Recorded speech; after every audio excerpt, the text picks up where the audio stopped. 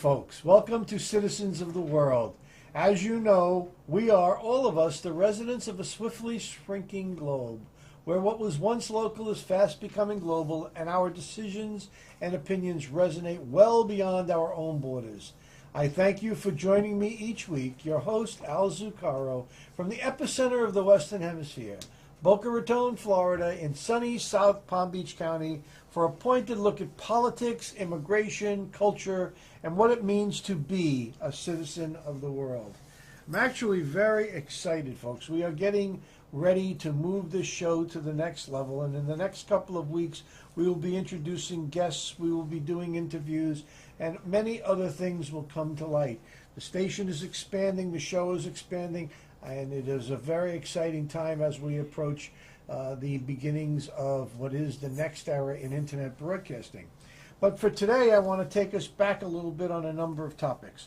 First of all, last week we talked about 601 waivers. Well, I did a little homework this week, and I wanted to point out a couple of things more about that 601 waiver.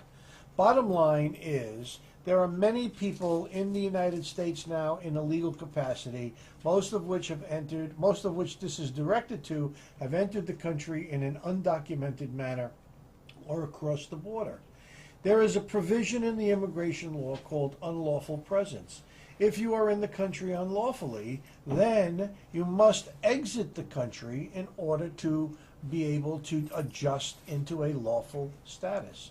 Well, that presents a couple of problems. So from an immigration lawyer's point of view, when somebody comes into my office and we interview, and I find out that unlawful presence is a factor that must be considered, I really have to counsel them not to leave the country because of the standard called extreme hardship, and because if they fail to meet that standard in asking for the waiver, they could be prevented from returning to the country for a minimum of 3 years and perhaps even as much as 10 years.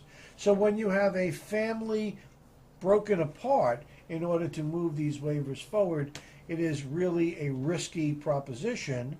And with immigration law truly in flux, particularly this year with the current administration making certain concessions, for lack of a better word, and immigration being a major topic in the presidential debates, anticipating that the new president, or if the current president is extended again, immigration will become a major item in the next year's Congress.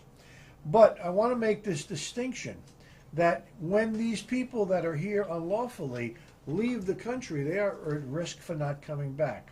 So currently, the Obama administration has said that if someone is eligible for a 601 waiver, they can actually now apply for that waiver while in the United States and not have to suffer the separation from family.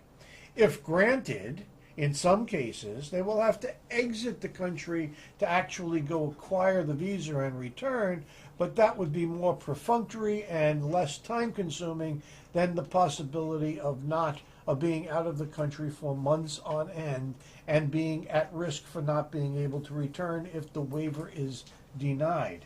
So, with that as a backdrop, there was an editorial this week in the Post, the Palm Beach Post, that talked about this extreme hardship circumstance, and I thought it was worth taking the time to bring it up again. I also wanted to point out that the American Immigration Lawyers Association, now this is an association that has approximately 12,000 members, mostly in the United States but worldwide. They are immigration attorneys who counsel people on a regular basis with regards to this. There are hundreds of thousands of people that are in undocumented or in illegal status, and therefore these attorneys are the ones that are analyzing this extreme hardship. So I have to tell you that although I believe in the rule of law, I think that it is within the president's discretion to attempt to do what he's doing now, which is to allow the 601 waivers to be adjudicated inside the United States and allow for families to remain intact. I think that there is so much of a logjam with immigration that the only thing to do is to begin to take sensible steps to work it forward. Now, that's not saying that I'm loosening up on my beliefs with regards to the rule of law, but I think that family unity is the major premise upon which immigration law has been built for many years, and this is a move that I think meritorious. And if you look at the current field of Republican candidates, with the exception of one, perhaps two, there is some flexibility with regards to handling the immigration concerns that this country raises. So, 601 waiver, put to bed. Next item I wanted to talk about, the visa waiver program. Remember, I am of the opinion that the immigration laws of the United States are a roadmap for economic development. The visa waiver program is a program that the United States government has put in place which allows citizens of specific countries, in total, I believe there are 31 countries now that are eligible, to travel to the United States for tourism or business for up to a 90-day period of time without having to obtain a visa. Now, why is this important? It's significantly important in countries where you have embassies long distances away from where people actually live. Since 9/11 and under some of the new rules and dictates of Homeland Security, people actually have to have a face-to-face interview with examiners or with Foreign Service officers in their home country before they can acquire a visa. In countries that are allowed this visa waiver program, people do not have to do that. They can go through the process. They can be granted the opportunity to board a plane without a visa and cross into the borders of the United States for up to a 90-day period of time. I wanted to talk about this because it allows people to come here and spend their money, enjoy their time, feed our tourism industries, and conduct their business without having to spend that additional time, energy, and money to get the actual visa stamped into their passports. And I was wrong. Citizens of 36 countries are eligible for visa-free entry into the United States, and those countries are Andorra, Australia, Belgium, Czech Republic, Denmark, Greenland, Estonia, Germany, Greece, Hungary, Iceland, Ireland, Italy, Latvia, Lithuania, Luxembourg, Monaco, Netherlands, and on and on and on. There are 4 countries in Asia that are eligible for visa waiver: Brunei, Japan, South Korea, and Singapore, and 2 Oceania-type countries, Australia and New Zealand. There are a number of countries that have been nominated for membership: Taiwan in Asia, Europe, Bulgaria, Croatia, Cyprus, Poland, Romania, and Turkey, South America, Argentina, Brazil, Chile, and Uruguay, and in Asia, Israel. Now, I must tell you, I'm going to talk about, in our next show, we will cover a lot about Brazil. Brazil is very important, and the visa waiver program is a linchpin to Palm Beach County, particularly from an economic development and tourist development point of view. And I will talk more about that in the next show when we cover the Convention of Visitors Bureau's efforts. The visa waiver program has been in place since 1986. Remember, that's a critical year. That was the year that Ronald Reagan was the president, and the Immigration Reform and Control Act of 1986 was put in place. A major piece of legislation that at least one of the presidential candidates is committed to, and that is Newt Gingrich with his position with regards to immigration and the Reagan-esque type position he's taking. Visa waivers, I refer you to Wikipedia. Just type in at Wikipedia, visa waiver program, and you can get a lot more information. Something of great significance. We need to reduce the obstacles that have been put in place to allow people to come into the country and spend their money, enjoy their stay. Most people in the world are really good people. Not all people are terrorists, but after 9/11, we took the attitude that everybody was a terrorist until proven not. Visa waiver is a good opportunity to correct that somewhat. So with that said, I want to take a break, and we'll be right back. Thank you.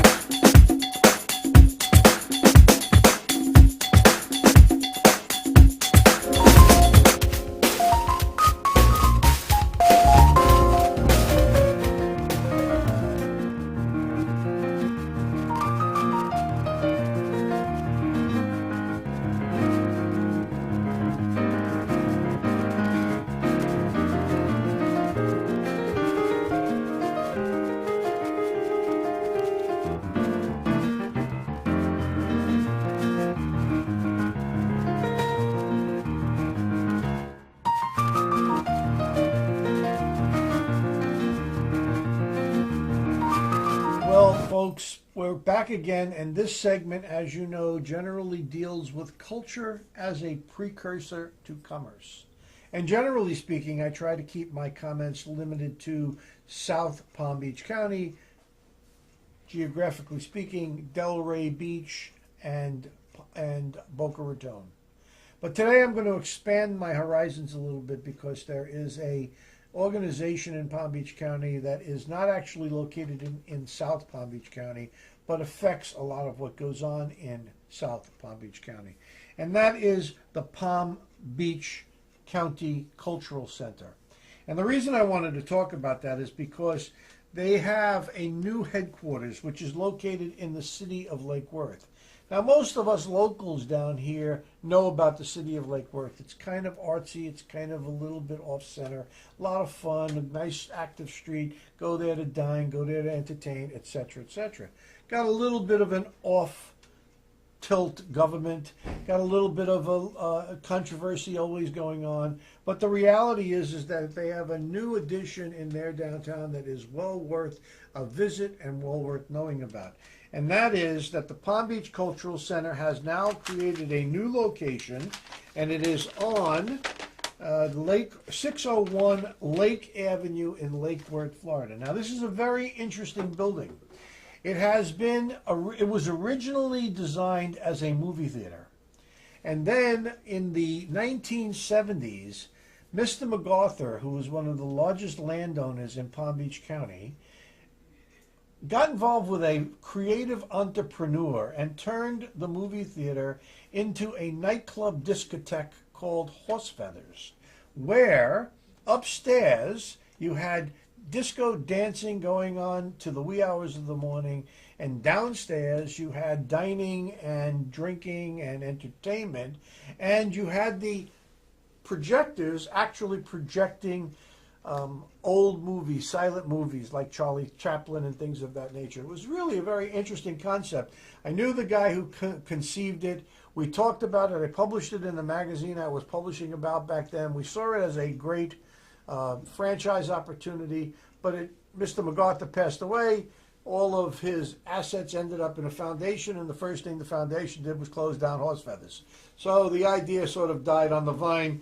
And it then became an art studio, and then the Montgomery family, Bob and Mary Montgomery, purchased it, and they have now dedicated this building to the Cultural Council. The Cultural Council has revamped it. They hired Rick Gonzalez, a local architect, REG Architects, to do a whole interior redesign. But it is the center of cultural activity for Palm Beach County, where all the grant dollars are decided. It's got meeting space, performance space. It's got space for arts to be exhibited. I really appoint you to it. And you might want to take a look at the Palm Beach Daily News, which on Sunday, January 15th, published in their B section a whole article on it, talking about the expanded facility with its 12,000 square feet, and its gift store and its cultural room, etc., etc. Well worth an opportunity to read the newspaper, or in the alternative, in real life, go visit it. I wanted to bring that to your attention. Lots of dollars get funneled through the Cultural Center for cultural organizations and cultural activities, including my favorite, which of course is the Festival of the Arts in Boca Raton, which is one of the grantees for the dollars that are generated. Next item. Again, in the Lake Worth area. Can't go without mentioning the South Florida Fair. Its 100th party this year.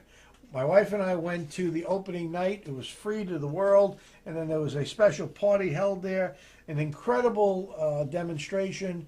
Way too many rides, a little bit too cold, great fair food, well worth it. We'll do hundreds of thousands of people over the next couple of weeks while it's open. And in Palm Beach County, everybody who's anybody has something to do with the South Florida Fair at the fairgrounds. So I invite you to go there. Quite a cute card they sent out as an invitation. And I would encourage you to make a visit on one of the warmer days, as the night it opened was really kind of brisk. But with all of that said, I want to now take a moment and I want to go into our fireworks in politics commentary.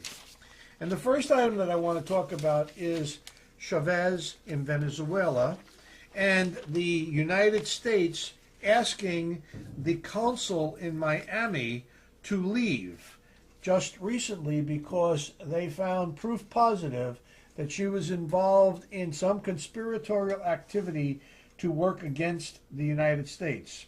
This has generated a knee-jerk reaction from Hugo Chavez, the leader in Venezuela, and he has now ordered the closing of the Miami consulate. But he has not ordered the expulsion of U.S. diplomats in Venezuela. I find it very interesting, folks. In my law practice, which in part focuses on foreign domestic investment, EB-5 visas, which you know, which allow foreign nationals to make the investments and acquire permanent residency in the United States through investment, that there has been in the last month now, a serious amount of inquiry from both business people in Venezuela looking to find a path out of Venezuela, or from people starting projects here that want to seek their funding from Venezuelan flight capital. I suggest that we take advantage of that. My efforts in my private business are going to move in that direction. But this closing of the consulate demonstrates the high level of bad feelings that exist and spreading throughout the Western Hemisphere. A couple of weeks ago, I quoted out of a commentary in the Sun Sentinel from Guillermo Martinez, who wrote about all of the meetings of this group that eliminated the United States to create a funding mechanism that will compete with the Organization of American States. Well, on January 12th of this past week, Mr. Martinez again published an article which I thought very interesting. He talks about Ahmadinejad, the Iranian prime minister or leader, and the Latin American tour that he has taken into the Western Hemisphere. And he talks about how the skeptics may say that it all has to do with the planned visit of the Iranian president to Venezuela, Nicaragua, Cuba, and possibly Guatemala. The reports indicate that the links have been in place for years, but it has always been only recently that they have been discovered by U.S. authorities and the media. Well, I have to tell you, if that in fact is true, then we've been asleep at the switch, both in our local government and our media, and perhaps that's because of the attitudes of this current administration with regards to seeking retribution against enemies of the United States. However, Mr. Martinez goes on to talk about former Assistant Secretary of State Roger Noriega went even further in his blog, Mr. Noriega's blog. He said that Iran has at least 2 parallel terrorist networks in Latin America, and that together they have more than 80 operatives in at least 12 countries throughout the region. They have established close ties with the Mexican drug cartel along the U.S. border. This is what people are complaining about. And some people that I know, particularly involved in Florida here, believe that the Nicaraguan and the Cuban ties to Iran is very close to having the ability to create another missile crisis here in the Western Hemisphere. I actually believe that, folks. I think that we need to be very careful. Next item under fireworks and politics. What were they thinking at Mercedes-Benz? Some, I'll bet, MBA graduate from some school somewhere in the world decides to use the image of Che Guevara to sell Mercedes-Benz. Well, talk about pissing off the Cuban population. Che Guevara is a terrorist. He was a killer of people over the years. I'll bet there isn't a Cuban in Miami who'll buy another Mercedes for the next decade. I can't believe that. That article is reported January 14th, Sun Sentinel, in Section D, and just incredible. Another, that's an instance of some poor planning and poor beliefs, or that just incredible. I'm at a loss for words. Fireworks and politics. I'm going to delay that this week because I want to bring you to this week a very interesting thing that came across to me on the net, and that is A Forgotten Man by John McNaughton. We're going to play that as we read for the ending of the show, and we'll do kudos and KOs next week, except if there's anything that I really need to mention right now. Everything can wait, and the bottom line is, folks, we are, all of us, the residents of a swiftly shrinking globe, where what was once local is fast becoming global, and our decisions and opinions resonate well beyond our own borders. I thank you for joining me weekly, and from the epicenter of the Western Hemisphere, Boca Raton, Florida, in sunny South Florida, for a pointed view of politics, immigration, culture, and what it means to be a citizen of the world. And good night, and here's John McNaughton. My name is John McNaughton. For a long time, I didn't know if I wanted to paint this picture, because I worried that it might be too controversial. But as an American, I knew I couldn't be still. I had to do something. I wondered if the presidents of the past could speak to us today, what would they say? Our country has gone through a lot of changes in the last 223 years. Some things for the better, and some for the worse. How would the presidents of the past feel about the uncontrolled spending and overwhelming expansion of government which is occurring today? This man represents every man, woman, and child who is an American. Like you and me, he hopes for a better life, to find the American dream of happiness and prosperity. But now, because of unconstitutional acts imposed upon the American people by our government, we stand on the precipice of disaster. The painting symbolically suggests the actions of Barack Obama, as well as other presidents. Yes, their actions speak louder than words, as do the brushstrokes in my painting.